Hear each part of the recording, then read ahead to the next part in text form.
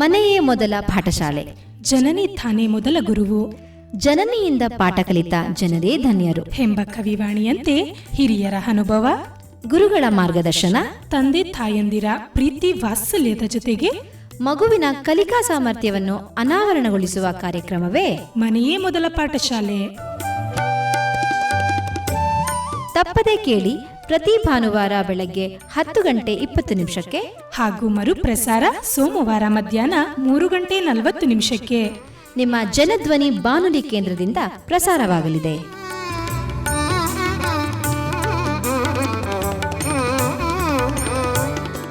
ಆತ್ಮೀಯ ಜನಧ್ವನಿ ಕೇಳುಗರಿಗೆ ನಮಸ್ಕಾರ.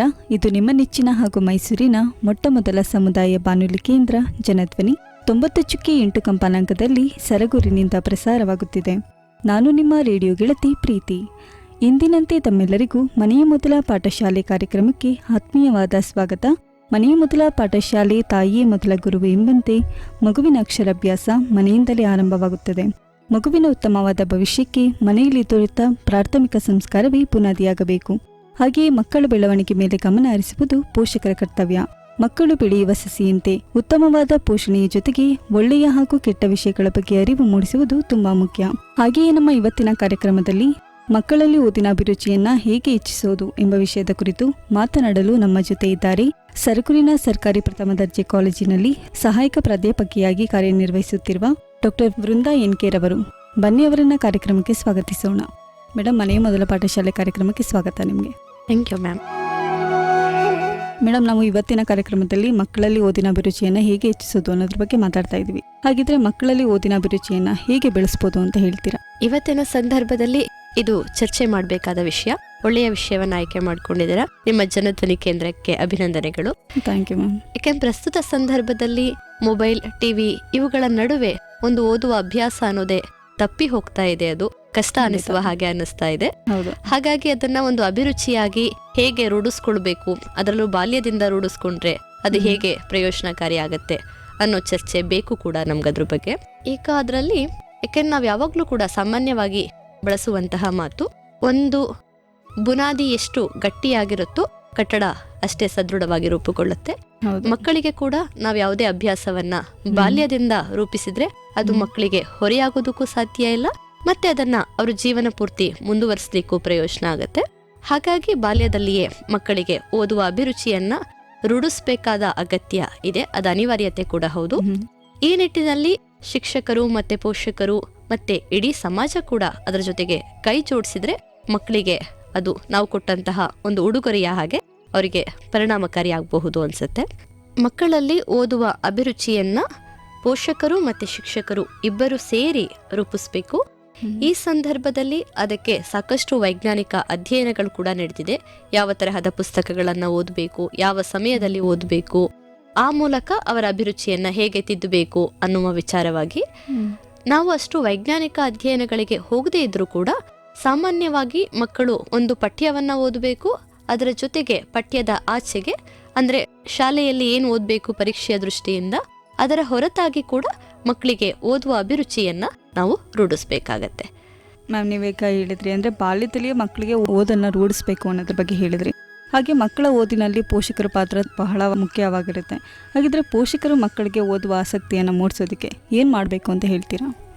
ಪೋಷಕರು ಅವರು ಅಕ್ಷರಸ್ಥರಾಗಿದ್ದಾಗ ಅವರು ಮಕ್ಕಳನ್ನ ಹೇಗೆ ಓದಿನ ಕಡೆಗೆ ಕೊಂಡು ಹೋಗಬಹುದು, ಅದಕ್ಕೆ ಬೇರೆ ಮಾರ್ಗಗಳನ್ನು ಆಯ್ಕೆ ಮಾಡಿಕೊಳ್ಬೇಕಾಗತ್ತೆ. ತಂದೆ ತಾಯಿ ಅನಕ್ಷರಸ್ಥರಾಗಿದ್ದಾಗ ಅವರು ಮಕ್ಕಳಲ್ಲಿ ಓದುವ ಅಭಿರುಚಿಯನ್ನು ಹೇಗೆ ರೂಢಿಸ್ಬೇಕು ಅದು ಬದಲಾಗ್ತಾ ಹೋಗುತ್ತೆ. ಆ ಪೋಷಕರೇ ವಿದ್ಯಾವಂತರಾಗಿದ್ದು ಅಕ್ಷರಸ್ಥರಾಗಿದ್ದಾಗ ಅವರು ಮಕ್ಕಳನ್ನ ಒಂದು ಪುಸ್ತಕದ ಅಂಗಡಿಗಳಿಗೆ ಕರ್ಕೊಂಡು ಹೋಗ್ಬೇಕು. ಅವರ ಅಭಿರುಚಿಯ ಪುಸ್ತಕಗಳನ್ನ ಆಯ್ಕೆ ಮಾಡಿಕೊಳ್ಳುವ ಸ್ವಾತಂತ್ರ್ಯವನ್ನ ಅವ್ರಿಗೆ ಕೊಡಬೇಕು. ಈಗ ಕೆಲವೊಮ್ಮೆ ಮಕ್ಕಳ ಜನ್ಮದಿನದ ಸಂದರ್ಭ ಇರುತ್ತೆ. ಆ ಸಂದರ್ಭದಲ್ಲಿ ನಾವೆಲ್ಲರೂ ಕೂಡ ಮಕ್ಕಳಿಗೆ ಅವರಿಗೆ ಇಷ್ಟಪಟ್ಟ ಬಟ್ಟೆಯನ್ನ ಕೊಡಿಸ್ತೇವೆ, ಬೇರೆ ಬೇರೆ ವಸ್ತುಗಳನ್ನ ಕೊಡಿಸ್ತೇವೆ. ಅದರ ಒಳಗೇನೆ ಪುಸ್ತಕಗಳನ್ನ ಕೂಡ ನಾವು ಅಭ್ಯಾಸ ಮಾಡ್ತಾ ಹೋಗ್ಬೇಕು. ಸೊ ಪ್ರತಿ ವರ್ಷ ಕೂಡ ಹೊಸ ಹೊಸ ಪುಸ್ತಕಗಳನ್ನ ಮಕ್ಕಳಿಗೆ ಅದರ ಮೂಲಕ ಪರಿಚಯಿಸ್ತಾ ಹೋಗ್ಬೋದು. ಇನ್ನು ಮನೆಯಲ್ಲಿ ಕೂಡ ಒಂದಷ್ಟು ಸಮಯ ಪೋಷಕರು ತಾವು ಸ್ವತಃ ಮಕ್ಕಳ ಜೊತೆಯಲ್ಲಿ ಕೂತು ಓದುವ ಅಭಿರುಚಿಯನ್ನು ರೂಢಿಸ್ಕೊಳ್ಬೇಕು.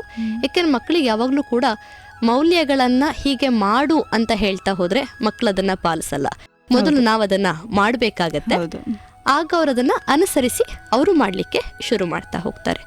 ನಾವು ಪೋಷಕರು ಮನೆಯಲ್ಲಿ ನಾವು ಟಿವಿಯನ್ನ ಆನ್ ಮಾಡಿಕೊಂಡು ಮೂವಿ ನೋಡ್ತಾ ಅಥವಾ ಮನೆಯಲ್ಲಿ ಬೇರೆ ಬೇರೆ ಮಾತುಕತೆ ಆಡ್ತಾ ಇದ್ದು ಮಕ್ಕಳನ್ನ ಮಾತ್ರ ಒಂದು ಕಡೆ ಕೂತು ಓದ್ಕೊಳ್ಳಿ ಅಂತಂದ್ರೆ ಅದು ಅವರಿಗೂ ಇಷ್ಟ ಆಗಲ್ಲ. ಸೊ ಇದ್ರೊಳಗೆ ಅವ್ರ ಗಮನ ಸೆಳೀತಾ ಇರುತ್ತೆ. ಹಾಗಾಗಿ ಪೋಷಕರು ಕೂಡ ಮನೆಯಲ್ಲೇ ದಿನದಲ್ಲಿ ಒಂದಷ್ಟು ಸಮಯ ಟಿವಿಯನ್ನು ಆಫ್ ಮಾಡಿ ಮೊಬೈಲನ್ನು ತೆಗೆದಿಟ್ಟು ಅವರು ಪುಸ್ತಕಗಳನ್ನು ಹಿಡಿದುಕೊಂಡ್ರೆ ಆಗ ಮಕ್ಕಳಿಗೆ ಕೂಡ ಬಹುಶಃ ಬೇರೆ ಆಯ್ಕೆಯೇ ಇಲ್ಲದೆ ತಾವು ಓದಬೇಕು ಅಂತ ಅನ್ನಿಸ್ಬಹುದು, ಓದ್ಲಿಕ್ಕೆ ಶುರು ಮಾಡ್ತಾರೆ. ಆ ಸಂದರ್ಭದಲ್ಲಿ ಮಕ್ಕಳು ಯಾವ ತರಹದ ಪುಸ್ತಕಗಳನ್ನು ಓದಬೇಕು, ಯಾವ ತರಹದನ್ನ ಅವ್ರ ಆಯ್ಕೆ ಮಾಡ್ಕೊಳ್ಬೇಕು, ಇದರಲ್ಲಿ ಪೋಷಕರವರಿಗೆ ಮಾರ್ಗದರ್ಶನವನ್ನ ಮಾಡಬಹುದು. ಇನ್ನ ಪೋಷಕರು ಅನಕ್ಷರಸ್ಥರಾಗಿದ್ದ ಸಂದರ್ಭದಲ್ಲಿ ಕೂಡ ಅವರು ಇದ್ರ ಬಗ್ಗೆ ಆಲೋಚನೆಯನ್ನ ಮಾಡಬಹುದು. ಅವರಿಗೆ ಪುಸ್ತಕಗಳು ಯಾವ ತರಹದ ಮಾರುಕಟ್ಟೆಯಲ್ಲಿ ಬರ್ತಾ ಇದೆ ಇದ್ರ ಬಗ್ಗೆ ಗೊತ್ತಿಲ್ಲದೆ ಇದ್ರೂ ತೊಂದರೆ ಇಲ್ಲ. ಈಗಾಗಲೇ ಹೇಳಿದ ಹಾಗೆ ಮನೆಯಲ್ಲಿ ಒಂದು ಓದುವ ವಾತಾವರಣವನ್ನಾದ್ರೂ ಅವರು ಮಕ್ಕಳಿಗೆ ಕಲ್ಪಿಸ್ಕೊಡ್ಬಹುದು. ಮತ್ತೆ ಪುಸ್ತಕಗಳನ್ನ ಯಾವುದನ್ನ ಓದ್ತಾ ಇದ್ದಾರೆ ಅದ್ರ ಬಗ್ಗೆ ಪೋಷಕರು ಮಾತಾಡಬಹುದು. ಯಾವ ಪುಸ್ತಕ, ಅದ್ರಲ್ಲಿ ಏನ್ ವಿಷಯ ಇದೆ ಅಂತ ಅಪ್ಪ ಅಮ್ಮಂದ್ರು ಕೇಳಿದ್ರೆ ಬಹುಶಃ ಮಕ್ಕಳು ತಾವೇನು ಓದ್ತಾ ಇದ್ದಾರೆ ಅದನ್ನ ಅಪ್ಪ ಅಮ್ಮನಿಗೆ ಹೇಳುವ ಪ್ರಯತ್ನವನ್ನ ಕೂಡ ಮಾಡ್ತಾರೆ. ಮಕ್ಕಳಿಗೆ ಅದು ಮತ್ತಷ್ಟು ಖುಷಿ ಆಗತ್ತೆ. ತಾವು ಓದಿದ್ದನ್ನ ಅಪ್ಪ ಅಮ್ಮ ಕೇಳಿಸ್ಕೊಳ್ತಾರೆ, ಕುತೂಹಲ ಇದೆ ಅವ್ರಿಗೆ ಅದ್ರ ಬಗ್ಗೆ ಅಂತ ಹೇಳಿ. ಹಾಗಾಗಿ ಆ ಕೆಲಸವನ್ನ ಕೂಡ ಮಾಡಬಹುದು. ಅವರಷ್ಟು ಜೊತೆ ಪಕ್ಕದಲ್ಲಿ ಒಂದಷ್ಟು ಸಮಯ ಕೂತ್ಕೊಂಡು ಅವ್ರಿಗೆ ಓದ್ಲಿಕ್ಕೆ ಮನೆಯಲ್ಲಿ ಒಂದು ನಿಶಬ್ದವಾದ ವಾತಾವರಣವನ್ನ ಸೃಷ್ಟಿ ಮಾಡಿಕೊಡ್ಬೇಕು. ಮತ್ತೆ ಅದ್ರ ಯಾವ್ದ್ರ ಬಗ್ಗೆ ಓದ್ತಾ ಇದ್ದಾರೆ, ಅಲ್ಲೇನೋ ಒಂದು ಕತೆ ಬರಬಹುದು, ಅದ್ರ ಬಗ್ಗೆ ಇವ್ರು ಕೇಳಿಸ್ಕೊಳ್ಬೇಕು. ಕುತೂಹಲದಿಂದ ಕೇಳಿಸ್ಕೊಂಡಾಗ ಮಕ್ಕಳಿಗೆ ಕೂಡ ತಾವು ಮಾಡ್ತಾ ಇರುವ ಕೆಲಸದ ಬಗ್ಗೆ ಖುಷಿ ಆಗತ್ತೆ. ಹಾಗಾಗಿ ಅವ್ರು ಓದನ್ನ ಮುಂದುವರಿಸ್ತಾ ಹೋಗ್ತಾರೆ.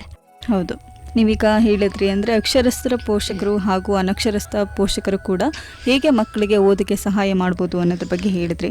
ಹಾಗಿದ್ರೆ ಮಕ್ಕಳು ಓದೋದ್ರಲ್ಲಿ ಚಿಕ್ಕ ವಯಸ್ಸಿನಿಂದನೂ ಕೂಡ ಪುಸ್ತಕದ ಆಸಕ್ತಿ ಇರೋದು ತುಂಬ ಮುಖ್ಯ ಆಗುತ್ತೆ. ಹಾಗಿದ್ರೆ ಚಿಕ್ಕ ವಯಸ್ಸಿನಿಂದಲೇ ಪುಸ್ತಕ ಓದುವಂಥ ಅಭ್ಯಾಸ ಹೇಗೆ ರೂಢಿಸಬಹುದು ಮಕ್ಕಳಲ್ಲಿ ಅಂತ ಹೇಳ್ತೀರಾ? ಇಲ್ಲಿ ಕೂಡ ಪೋಷಕರು ಮತ್ತೆ ಶಿಕ್ಷಕರ ಇಬ್ಬರ ಪಾತ್ರ ಕೂಡ ಮುಖ್ಯವಾಗಿ ಕಾಣಿಸ್ತಾ ಹೋಗುತ್ತೆ.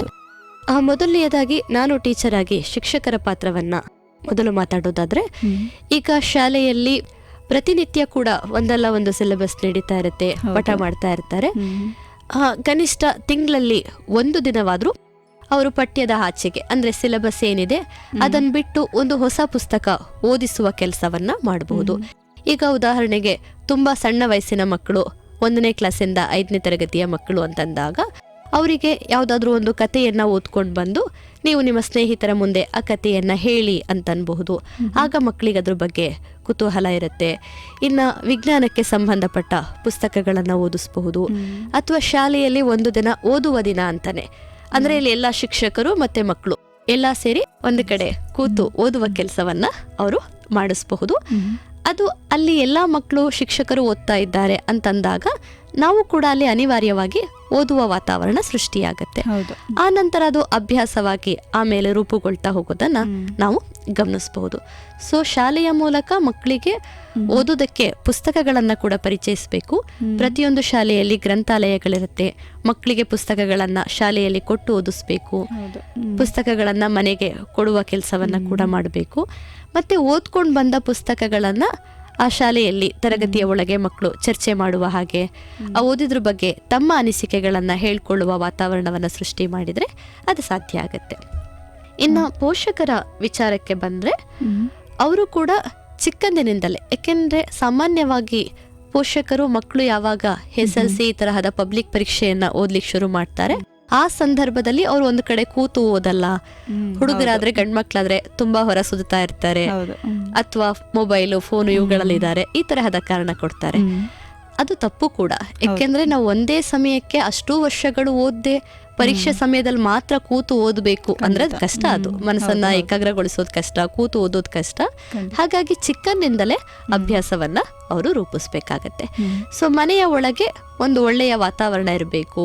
ತುಂಬಾ ಕಿರಿಕಿರಿ ಶಬ್ದಗಳು, ಯಾವಾಗ್ಲೂ ಟಿವಿ ಅಥವಾ ಜೋರಾಗಿ ಹಾಡುಗಳು ಪ್ಲೇ ಆಗಿರುವಂತಹದ್ದು, ಈ ತರಹದ ವಾತಾವರಣ ಇಲ್ಲದೆ ಇದ್ರೆ ಅವ್ರಿಗೆ ಓದ್ಲಿಕ್ಕೆ ಸಾಧ್ಯ ಆಗುತ್ತೆ.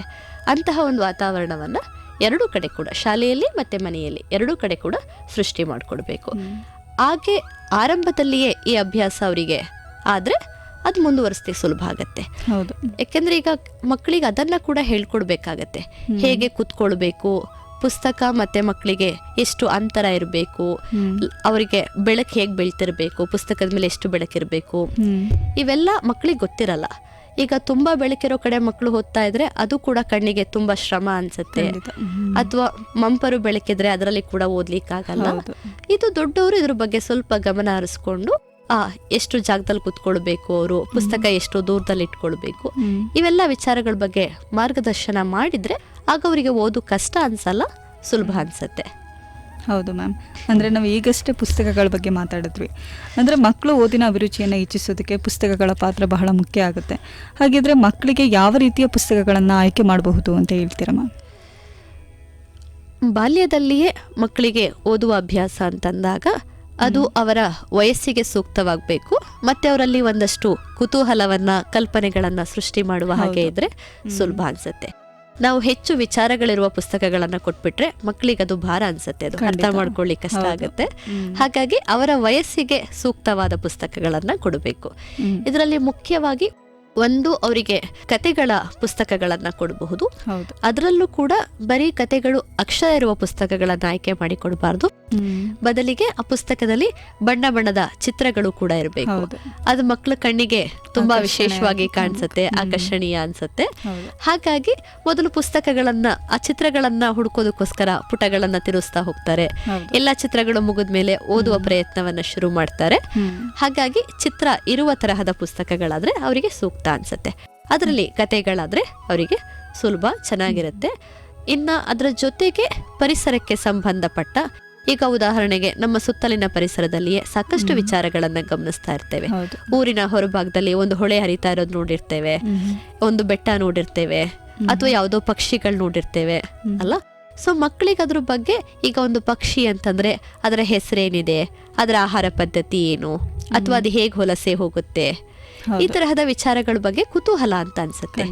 ಅದು ಹೊರೆಯಾಗಲ್ಲ, ಯಾಕೆಂದ್ರೆ ಸುತ್ತ ನೋಡೋದು ಕೂಡ ಅದೇ ಇರುತ್ತೆ, ತಿಳ್ಕೊಳ್ಳುವ ಮಾಹಿತಿ ಕೂಡ ಅದೇ ಇದ್ದಾಗ ಅದು ಕಷ್ಟ ಆಗುತ್ತೆ. ಇವಾಗ ತಾನೇ ಹೇಳಿದ್ರಿ ಮ್ಯಾಮ್, ಅಂದರೆ ಮಕ್ಕಳಿಗೆ ಯಾವ್ಯಾವ ರೀತಿಯ ಪುಸ್ತಕಗಳನ್ನು ಕೊಟ್ಟರೆ ಮಕ್ಕಳಲ್ಲಿ ಓದಿನ ಆಸಕ್ತಿಯನ್ನು ಹೇಗೆ ಹೆಚ್ಚಿಸೋದು ಅನ್ನೋದ್ರ ಬಗ್ಗೆ ಹೇಳಿದ್ರಿ. ಹಾಗಿದ್ರೆ ಕತೆಗಳ ಮೂಲಕ ಮಕ್ಕಳಲ್ಲಿ ಓದುವ ಆಸಕ್ತಿಯನ್ನು ಹೇಗೆ ಹೆಚ್ಚಿಸಬಹುದು? ಹೌದು, ಇದು ಕತೆಗಳು ಸೂಕ್ತವಾದಂತಹ ಮಾದರಿ. ಏಕೆಂದ್ರೆ ತುಂಬಾ ಚಿಕ್ಕ ವಯಸ್ಸಿನವರಿಂದ ಹಿಡಿದು ದೊಡ್ಡ ವಯಸ್ಸಿನವರೆಗೂ ಕೂಡ ಎಲ್ರಿಗೂ ಕತೆ ಇಷ್ಟ ಆಗುತ್ತೆ. ಮತ್ತೆ ಅಕ್ಷರಸ್ಥರಿಗೂ ಇಷ್ಟ ಆಗುತ್ತೆ ಕತೆಗಳು ಓದುವ ಮೂಲಕ, ಅನಕ್ಷರಸ್ಥರಿಗೂ ಕೂಡ ಹರಿಕತೆಗಳು ಇವೆಲ್ಲ ಕೇಳುವ ಮೂಲಕ ಇಷ್ಟ ಆಗುತ್ತೆ. ಸೊ ಎಲ್ಲರಿಗೂ ಕೂಡ ಇಷ್ಟ ಆಗುವಂತಹ ಒಂದು ಮಾಧ್ಯಮ ಇದು. ಹಾಗಾಗಿ ಮಕ್ಕಳಿಗೂ ಕೂಡ ಯಾವುದೇ ವಯಸ್ಸಿನ ಅಂತರ ಇಲ್ಲದೆ ಎಲ್ಲ ಮಕ್ಕಳಿಗೂ ಇಷ್ಟ ಆಗುವಂತಹದ್ದು ಕತೆ. ಮತ್ತೆ ಸಾಮಾನ್ಯವಾಗಿ ನಾವು ಕತೆಯನ್ನ ಒಂದು ವಿಚಾರವನ್ನ ಅಥವಾ ಮಕ್ಕಳಿಗೆ ಒಂದು ಮೌಲ್ಯವನ್ನ ಕಲಿಸ್ಲಿಕ್ಕಾಗಿ ಅದನ್ನ ಬಳಸ್ಕೊಳ್ತೇವೆ. ಮಕ್ಕಳಿಗೆ ನಾವು ಸುಮ್ಮನೆ ಸುಳ್ಳು ಹೇಳಬಾರ್ದು, ಅಥವಾ ಏನೋ ತಪ್ಪು ಮಾಡಬಾರ್ದು, ತಪ್ಪು ಒಪ್ಕೊಳ್ಬೇಕು, ಇವನ್ ಹಾಗೆ ಬರೀ ಒಂದು ಮಾತಾಗಿ ಹೇಳಿದ್ರೆ ಮಕ್ಕಳಿಗೆ ಮರ್ತು ಹೋಗುತ್ತೆ. ಅದನ್ನೇ ಯಾವುದೋ ಒಂದು ಪ್ರಾಣಿಗಳ ಕಥೆಯ ಮೂಲಕವೋ ಏನಾರು ಹೇಳಿದ್ರೆ ಅದು ಮಕ್ಕಳಿಗೆ ನೆನಪಿರುತ್ತೆ. ಹಾಗಾಗಿ ಕತೆಗಳ ಮೂಲಕ ವಿಚಾರವನ್ನ ತಲುಪಿಸೋದಕ್ಕೆ ಸೂಕ್ತ ಆಗತ್ತೆ. ಕತೆಗಳಲ್ಲಿ ಕೂಡ ನಮಗೆ ಸಾಕಷ್ಟು ಕತೆಗಳು ಸಿಗ್ತಾ ಹೋಗುತ್ತೆ. ಈಗ ಉದಾಹರಣೆಗೆ ಅಕ್ಬರ್ ಬೀರ್ಬಲ್ನ ಕತೆಗಳು, ತೆನಾಲಿ ರಾಮನ ಕತೆಗಳು, ಇವೆಲ್ಲವೂ ಕೂಡ ಒಂದ್ ರೀತಿ ಬುದ್ಧಿವಂತಿಕೆಯಿಂದ ಕುತೂಹಲವನ್ನ ಕೆರಳಿಸುವಂತಹ ಕತೆಗಳು. ಸೊ ಈ ತರಹದ ಕತೆಗಳನ್ನ ನಾವು ಮಕ್ಕಳಿಗೆ ಮೊದಲು ಹೇಳೋದಕ್ಕೆ ಶುರು ಮಾಡಬೇಕು. ಒಂದ್ ಸಮಸ್ಯೆ ಕೊಟ್ಟು ಅಲ್ಲಿ ಬೀರ್ಬಲ್ ಅದಕ್ಕೆ ಹೇಗೆ ಉತ್ತರ ಕೊಡ್ತಾನೆ, ಈ ತರಹ ಆ ಕಥೆಯನ್ನ ನಾವು ಪೂರ್ತಿ ಹೇಳುವ ಬದಲು ಅದನ್ನ ಎಲ್ಲಿ ಒಂದು ಕುತೂಹಲ ಇರುತ್ತೆ, ಒಂದು ಸಸ್ಪೆನ್ಸ್ ಇರುತ್ತೆ, ಅಂತಹ ಜಾಗಕ್ಕೆ ನಿಲ್ಲಿಸ್ಬೇಕು. ಅಲ್ಲಿ ನಾವು ಶಿಕ್ಷಕರು ಅಥವಾ ಪೋಷಕರು ಕಥೆಯನ್ನ ನಾನು ಇಷ್ಟೇ ಓದಿರೋದು, ಮುಂದಕ್ಕೆ ಗೊತ್ತಾಗ್ತಿಲ್ಲ ಅಥವಾ ಮುಂದಕ್ಕೆ ಓದಬೇಕು ಅಂತ ಹೇಳಿ ಅಷ್ಟಕ್ಕೆ ನಿಲ್ಸಿದ್ರೆ ಅದು ಮಕ್ಕಳಿಗೆ ಕುತೂಹಲ ತಡಿಯಲ್ಲ, ಕಥೆಯನ್ನ ಕಾಯ್ದಿಡೋದು ಕಷ್ಟ ಅದು. ಹಾಗಾಗಿ ಮಕ್ಳು ಏನ್ ಮಾಡ್ತಾರೆ, ಕತೆ ಮುಂದುವರಿಕೆ ಏನು ಅಂತ ಕೇಳ್ತಾರೆ. ಆಗ ನಾವು ಪುಸ್ತಕದಲ್ಲಿದೆ ಓದ್ಕೊಳ್ಬಹುದು ಅಂತ ಹೇಳಿದ್ರೆ ಅವರ ಆ ಕುತೂಹಲದಿಂದ ಆ ಕಥೆಯನ್ನ ಓದ್ಲಿ ಶುರು ಮಾಡ್ತಾರೆ. ನಂತರ ಅದೇ ಪುಸ್ತಕದ ಬೇರೆ ಬೇರೆ ಕತೆಗಳಿಗೆ ಹೋಗ್ತಾರೆ, ಬೇರೆ ಬೇರೆ ಪುಸ್ತಕಗಳಿಗೆ ಹೋಗ್ತಾರೆ. ಅದು ಸೂಕ್ತ ಆಗತ್ತೆ. ಸೊ ಮತ್ತೆ ನಮ್ಗೆ ಬುದ್ಧನ ಜಾತಕ ಕಥೆಗಳಿದೆ, ಈಸೊಪ್ಪನ ನೀತಿ ಕಥೆಗಳಿದೆ, ಪಂಚತಂತ್ರ ಕಥೆಗಳಿದೆ, ಇನ್ನ ಚಂದಮಾಮ ಕಥೆಗಳು. ಅದರಲ್ಲಂತೂ ಒಂದು ತಲೆಮಾರು ಬಹುಶಃ ಚಂದಮಾಮ ಕಥೆಗಳನ್ನ ಓದ್ಕೊಂಡೇ ಬಾಲ್ಯವನ್ನ ಕಳೆದ ಉದಾಹರಣೆಗಳು ನಮಗೆ ಸಿಗ್ತಾ ಹೋಗುತ್ತೆ. ಸೊ ಅಂತಹ ಕತೆ ಪುಸ್ತಕಗಳನ್ನ ಓದಿದ್ರೆ ಒಂದು ಮಕ್ಕಳಿಗೆ ಓದುವ ಅಭಿರುಚಿ ಗೊತ್ತಾಗುತ್ತೆ, ಮಕ್ಕಳ ನೆನಪಿನ ಶಕ್ತಿ ಚೆನ್ನಾಗಾಗುತ್ತೆ ಆ ಕತೆಗಳನ್ನ ನೆನಪಿಟ್ಕೊಳ್ಳೋ ಮೂಲಕ. ಮತ್ತೆ ಎಲ್ಲ ಕತೆಗಳು ಕೂಡ ತನ್ನದೇ ಆದ ಒಂದು ನೀತಿಯನ್ನ ಮೌಲ್ಯವನ್ನ ಹೊಂದಿರುತ್ತೆ. ಮಕ್ಕಳು ಅದನ್ನು ಕೂಡ ಜೊತೆಗೆ ಕಲಿತಾ ಹೋಗ್ತಾರೆ. ಅಂದ್ರೆ ಒಂದೇ ಸಮಯದಲ್ಲಿ ಒಂದು ಅವರ ವ್ಯಕ್ತಿತ್ವವನ್ನು ರೂಪಿಸಬಹುದು, ಮತ್ತೆ ಅವರ ಓದನ್ನ ಕೂಡ ರೂಪಿಸ್ಲಿಕ್ಕೆ ಕತೆಗಳ ಪುಸ್ತಕ ಸೂಕ್ತ ಅಂತ ಅನ್ಸುತ್ತೆ. ಹೌದು, ಕತೆಗಳ ಮೂಲಕ ಹೇಗೆ ಮಕ್ಕಳಲ್ಲಿ ಓದಿನ ಆಸಕ್ತಿಯನ್ನು ಹೆಚ್ಚಿಸೋದು ಅನ್ನೋದ್ರ ಬಗ್ಗೆ ಇಷ್ಟೊತ್ತು ಮಾತಾಡಿದ್ವಿ. ಹಾಗೆಯೇ ದಿನನಿತ್ಯ ಓದುವ ಅಭ್ಯಾಸವನ್ನು ಮಕ್ಕಳಲ್ಲಿ ಹೇಗೆ ಬೆಳೆಸ್ಬೋದು ಮ್ಯಾಮ್? ಈಗಾಗಲೇ ಪ್ರಸ್ತಾಪ ಮಾಡಿದ ಹಾಗೆ ನಾವೆಲ್ಲರೂ ಕೂಡ ಪೋಷಕರು ಮತ್ತು ಶಿಕ್ಷಕರು ಪರೀಕ್ಷೆಯ ಸಂದರ್ಭದಲ್ಲಿ ಮಾತ್ರ ನಾವು ಮಕ್ಕಳಿಗೆ ಒತ್ತಡವನ್ನು ಏರ್ತಾ ಹೋಗ್ತೇವೆ.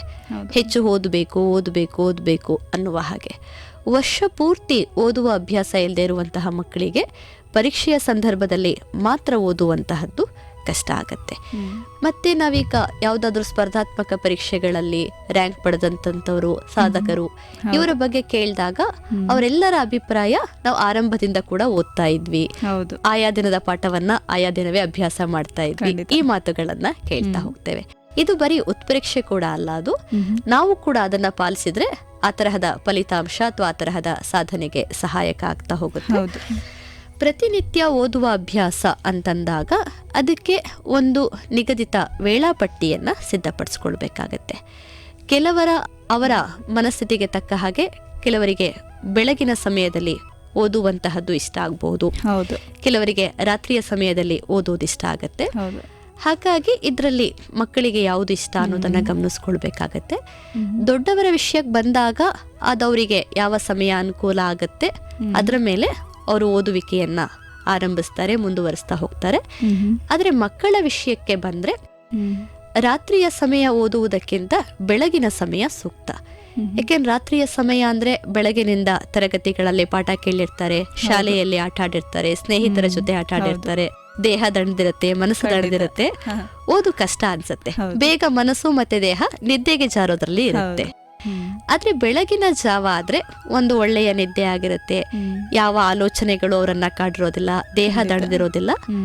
ಆ ಸಮಯದಲ್ಲಿ ಓದಿದ್ರೆ ಅದವರಿಗೆ ಹೆಚ್ಚು ನೆನಪುಳಿಯೋದಕ್ಕೆ ಅಭ್ಯಾಸ ಆಗುತ್ತೆ. ಈ ವಿಷಯದಲ್ಲಿ ಪೋಷಕರೇ ತೀರ್ಮಾನವನ್ನ ತಗೊಂಡು ಮಕ್ಕಳಿಗೆ ಬೆಳಗಿನ ಸಮಯದಲ್ಲಿ ಓದುವ ಅಭ್ಯಾಸವನ್ನ ರೂಢಿಸೋದು ಒಳ್ಳೆಯದು. ಮಕ್ಕಳ ಓದಿನಲ್ಲಿ ಪೋಷಕರ ಪಾತ್ರ ಹಾಗೆ ಶಿಕ್ಷಕರ ಪಾತ್ರ ಬಹಳ ಮುಖ್ಯ ಆಗಿರುತ್ತೆ. ಅವ್ರ ಪ್ರೋತ್ಸಾಹ ತುಂಬಾ ಮುಖ್ಯ ಆಗಿರುತ್ತೆ. ಮಕ್ಕಳಿಗೆ ಓದುವಾಗ ಯಾವ ರೀತಿ ಪ್ರೋತ್ಸಾಹ ನೀಡಬೇಕು ಪೋಷಕರು ಶಿಕ್ಷಕರು ಅಂತ ಹೇಳ್ತೀರಾ?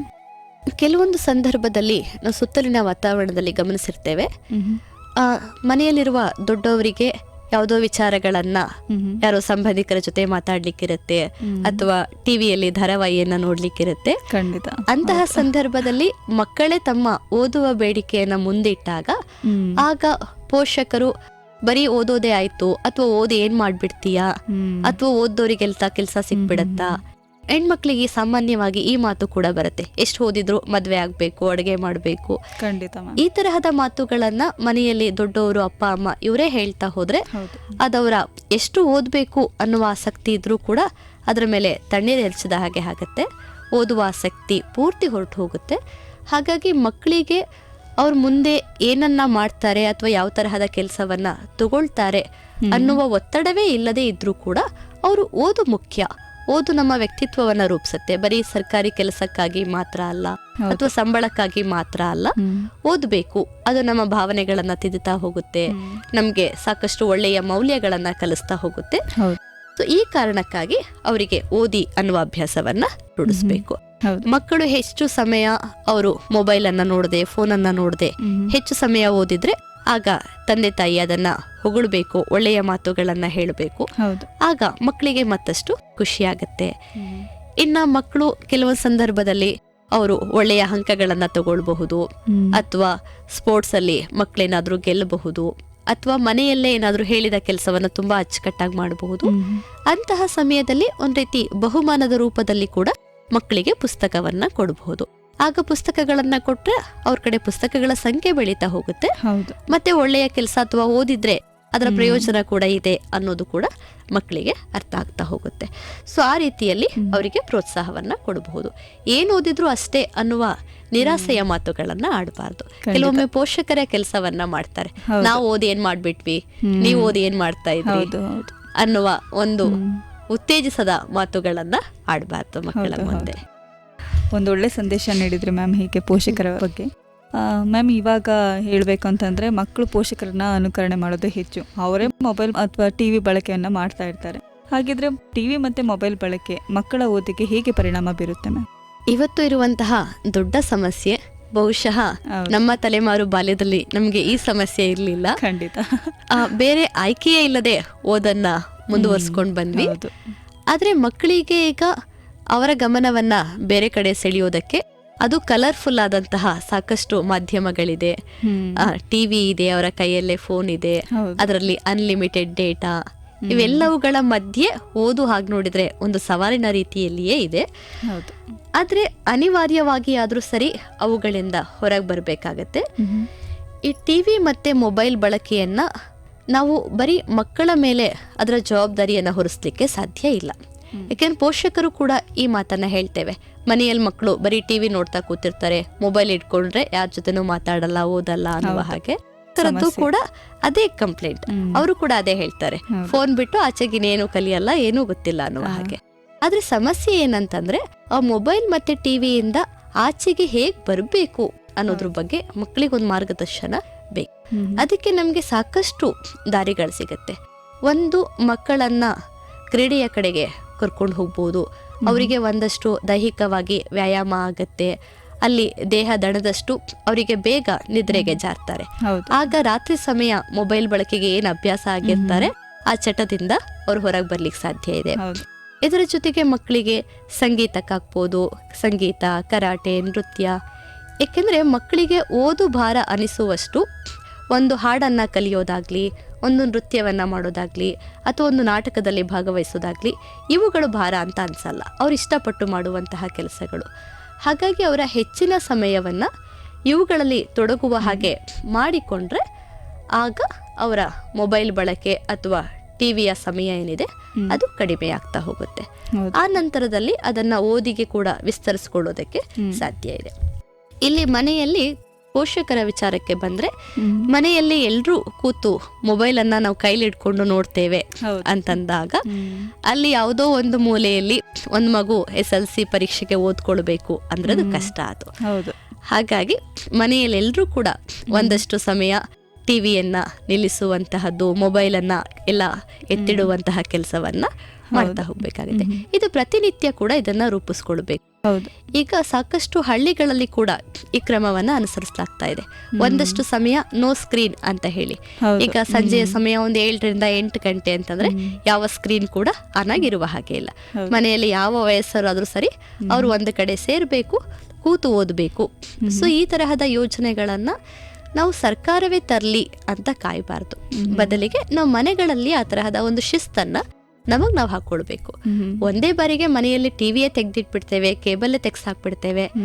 ಅವುಗಳನ್ನ ಮಾಡುವ ಬದಲು, ಅದು ಮಕ್ಕಳಿಗೆ ಬೇಸರವನ್ನ ಕೂಡ ಉಂಟು ಮಾಡುವ ಬದಲು ಹಂತ ಹಂತವಾಗಿ ದಿನಕ್ಕೆ ಬರೀ ಅರ್ಧ ಗಂಟೆ ಮಾತ್ರ ಟಿವಿ ಅಥವಾ 1 ಗಂಟೆ ಮಾತ್ರ ಅದನ್ನ ಕಡಿಮೆ ಮಾಡ್ತಾ ಹೋದಷ್ಟು ಆಗ ಮಕ್ಕಳಿಗೆ ಅದರಿಂದ ಆಚೆ ಬರ್ಲಿಕ್ಕೆ ಸಹಾಯ ಆಗತ್ತೆ.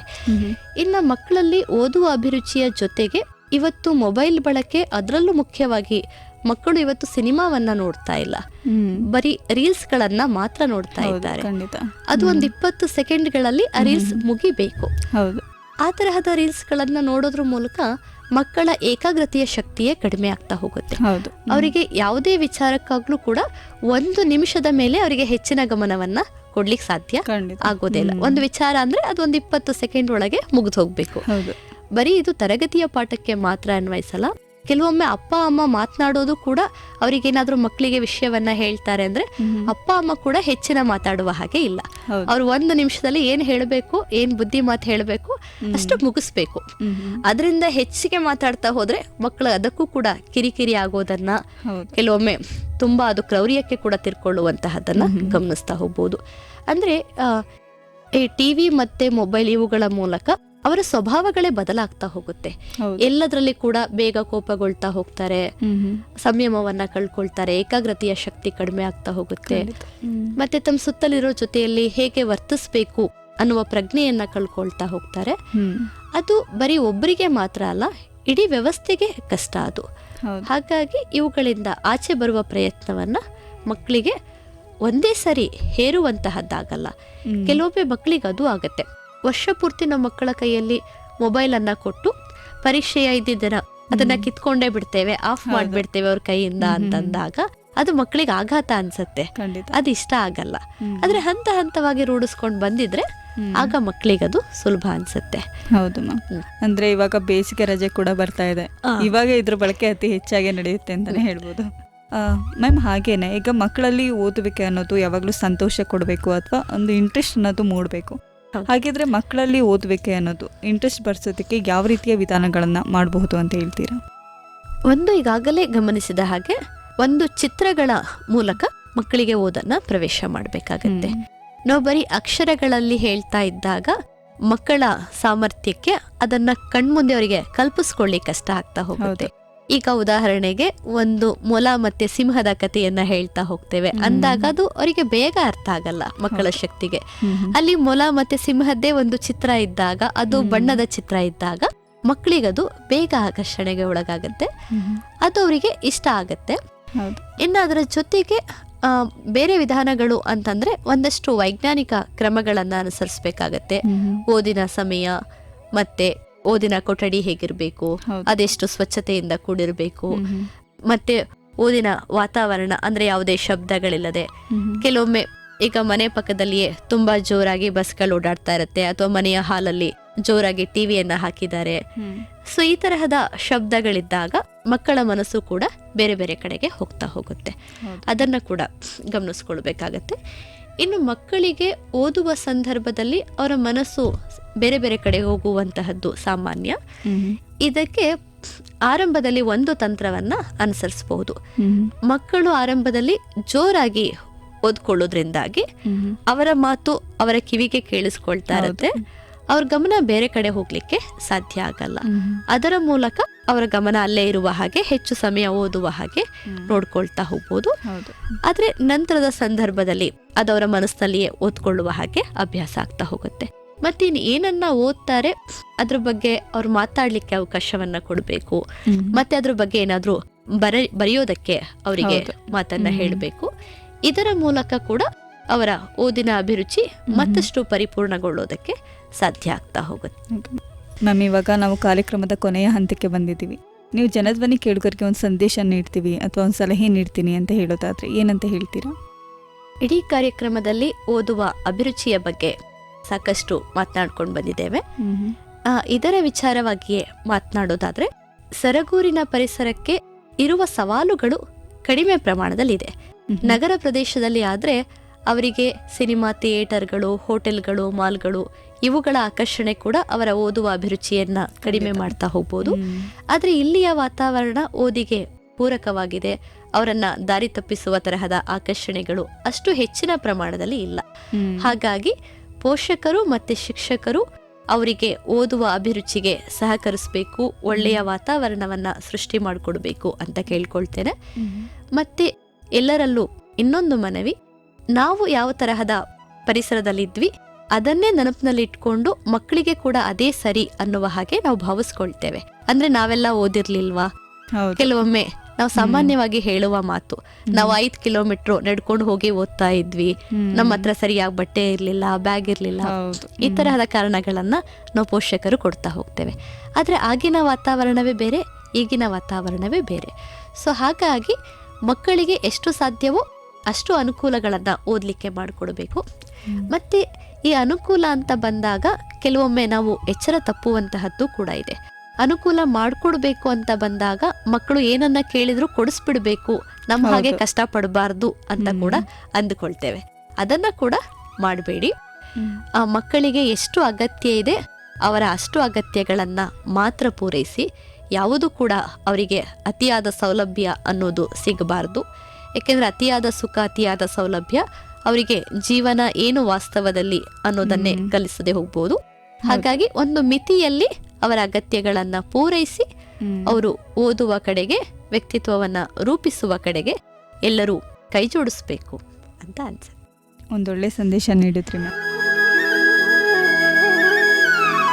ಬಹಳ ಸಂತೋಷ ಮೇಡಮ್. ಇಂದು ನಮ್ಮ ಜೊತೆ ಇದ್ದು ಮಕ್ಕಳಲ್ಲಿ ಓದಿನ ಅಭಿರುಚಿಯನ್ನ ಹೇಗೆ ಹೆಚ್ಚಿಸೋದು ಎಂಬ ವಿಚಾರವನ್ನ ನಮ್ಮ ಕೇಳುಗರಿಗೆ ತಿಳಿಸ್ಕೊಟ್ಟಿದ್ದೀರಾ.